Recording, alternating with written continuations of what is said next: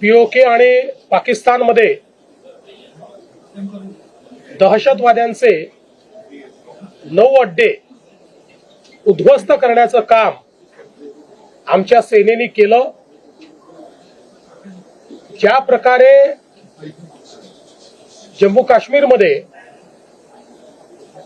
आतंकवाद पसरवण्याचा प्रयत्न पाकिस्तानच्या माध्यमातून होत होता आणि विशेषतः पहलगाममध्ये ज्या अतिशय भयानक पद्धतीनं आमच्या बांधवांना मारण्यात आलं, त्यातनं जो एक संताप संपूर्ण भारताच्या मनामध्ये होता, आज निश्चितपणे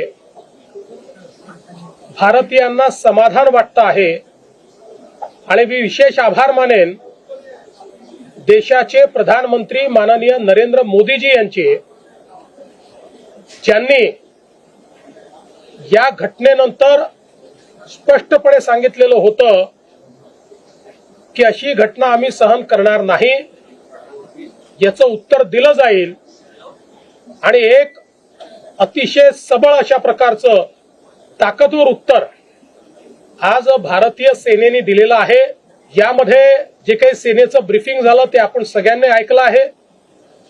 कशा प्रकारचे हे अड्डे होते, हे कुठे कुठे होते आणि विशेषतः या मुंबईवर ज्यांनी हल्ला केला असे हफीज सईद असेल किंवा डेव्हिड हेडली असेल, अशा लोकांचं ज्या ठिकाणी प्रशिक्षण झालं तेही अड्डे आज नष्ट करण्यात आलेले आहेत।